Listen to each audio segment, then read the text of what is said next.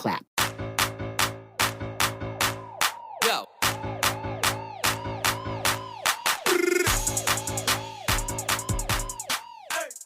Assalamualaikum warahmatullahi wabarakatuh. Pada video kali ini saya akan memenuhi tugas ujian tengah semester mata pelajaran Pendidikan Agama Islam, yaitu akan meresume kembali materi yang telah diberikan. Tak usah berlama-lama, berikut penjelasannya.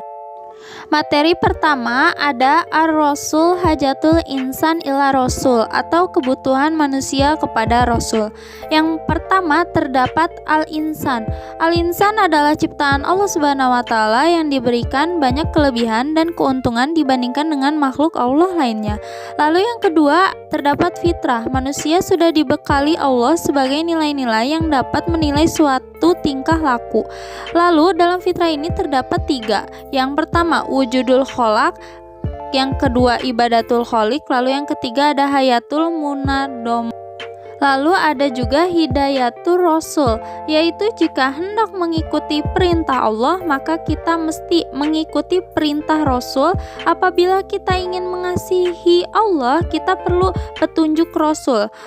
Hidayatul Rasul ini terdapat Marifatul Kholik, lalu ada Minhajul Hayah. Nah, yang terakhir pada materi ini terdapat ibadatul shohih, adalah ibadah yang menyembah Allah dengan panduan mengikuti Rasul sebagai penerima wahyu yang harus diikuti dan sebagai keperluan bagi kita untuk menjadikan sebagai contoh dan petunjuk dalam menjalankan ibadah yang benar. Lalu materi kedua ada Marifatul Rasul, Ta'riful Rasul atau pengertian tentang Rasul.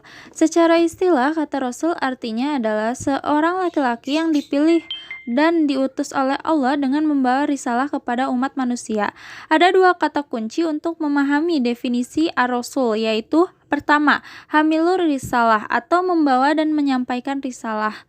Lalu yang kedua, Qudwatu fita bikir risalah, menjadi contoh bagi umat manusia dalam melaksanakan ajaran di bawahnya. Lalu ada catatan, tidak semua orang yang membawa ajaran dan qudwah dapat disebut atau diakui sebagai Rasul, karena Rasul yang diutus oleh Allah Ta'ala memiliki ciri-ciri khusus.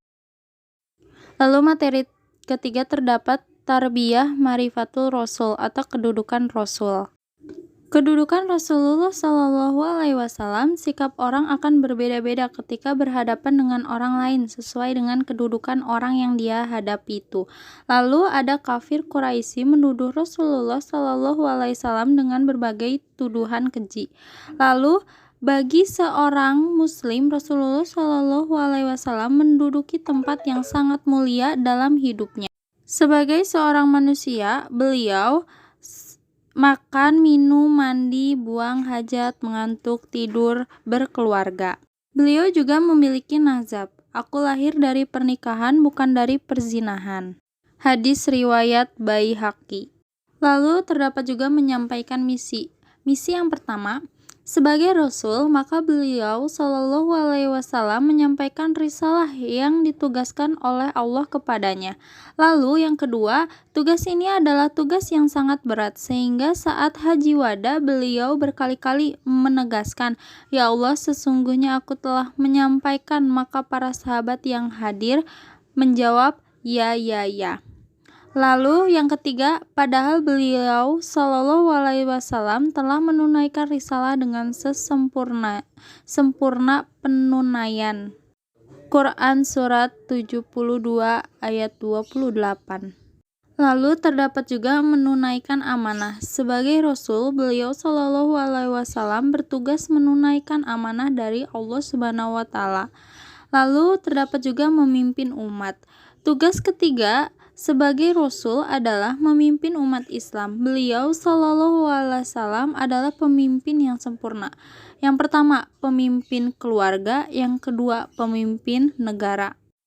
Lalu terdapat 4 ulama mujtanid yang kemudian disebut mazhab, aliran fi yang terkenal.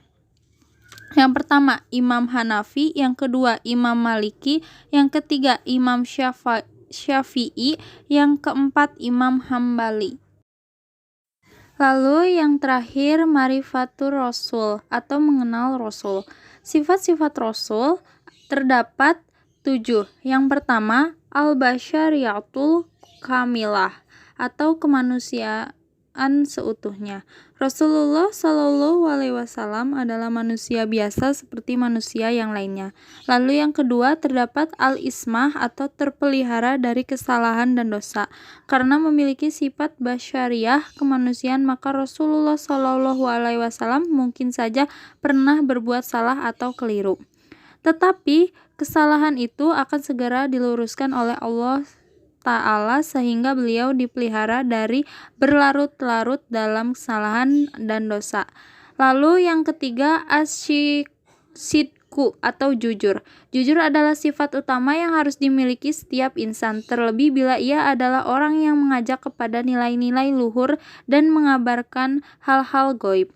Lalu yang keempat ada al-fatanah, yang kelima ada al-amanah atau terpercaya, yang keenam at-tabalik atau menyampaikan risalah, dan yang terakhir ada al-ittizamul kamil atau komitmen yang sempurna terhadap kebenaran.